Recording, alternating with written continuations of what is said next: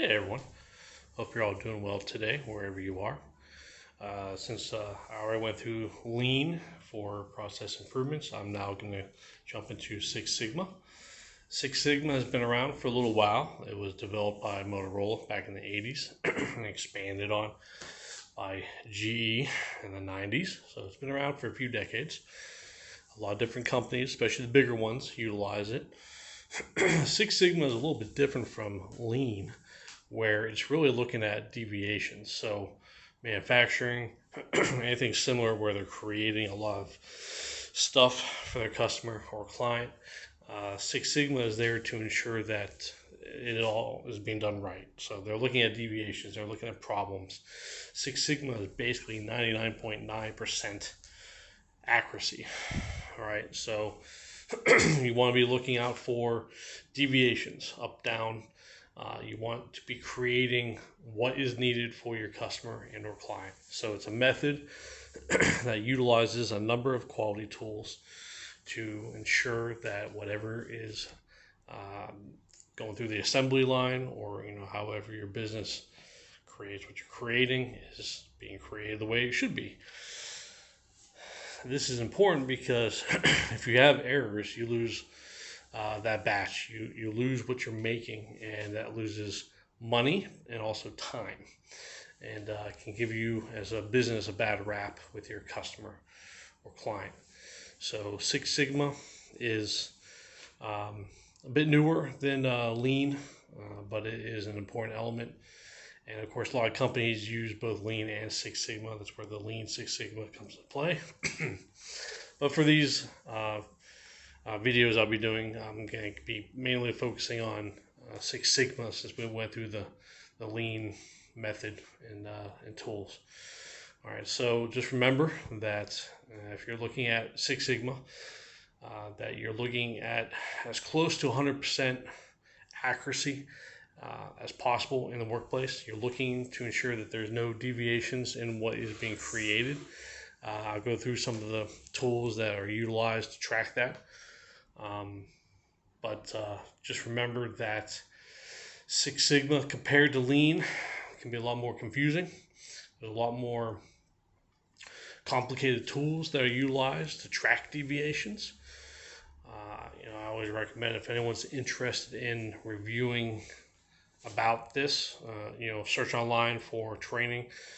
I've got some on my website where I have no affiliation with them, but I found some of these sites that are helpful in learning a bit about both Lean and Six Sigma. But you kind of have to start from the beginning and work your way up. So Six Sigma has what they call belts. Kind of took it from the karate world in a way. Starts at white belt, then yellow belt, and then green belt, then black belt, and then master black belt. And in that, they also have champions. White belt, you can oftentimes find for free online. You can just Google Six Sigma white belt. You might be able to find some sites. I do have some on my page that you can use that's free.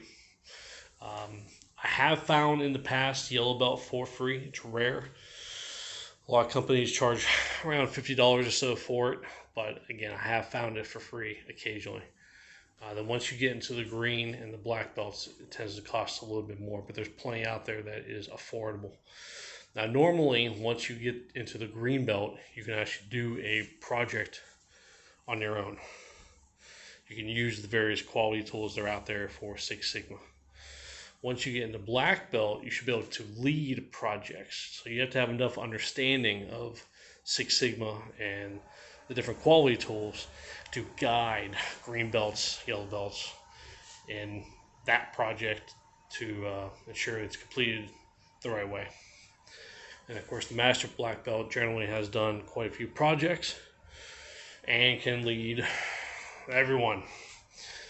There are some companies that have those positions as an actual position to lead improvement projects, especially some of the bigger companies, because it is important, because when you have deviations, As I said earlier, it will cost you money and time. So it's important that you keep an eye on what is being done at all times. That's also where quality control comes into play as well, having a system in place to keep an eye on everything, that you're making sure that throughout the process that everything is being done the right way. All right, so this is just the beginning. This is just the intro. If you're interested in Six Sigma, you can go online and find some classes. Same with the lean world. You can find plenty of certifications and other trainings online to get certified, and hopefully implement that in your workplace. Maybe your company already has it, and you can request your company to give you some training if that's an option. It's a good thing to learn. I have seen plenty of folks that have zero experience in this take one of those classes, and they've come out with great ideas, and they put together a awesome project. So you don't have to have quality experience to take either Lean or Six Sigma training and understand it, get it, and implement it. Right? You don't have to have that experience. You can learn it, and you can still come out with a great idea, great project, and save your company time and money. So, this is out there for anyone to utilize, right? More businesses, I think, need to establish it, implement it, get it moving along, get more people interested. Because it's a good thing for any company, even small ones, but certainly the medium and large size companies, to ensure that they are doing the best they can to be productive for their customer and client. And they're giving them what they need, and that way they'll get more business. All right, we're all in the business world. We're all doing something out there for customer and clients in some way, service, industry, manufacturing, medical, IT, whatever it may be. We want to do it the most efficient way, and we want to do it the best way that is error-free for them, and then we'll continue to get more business. All right.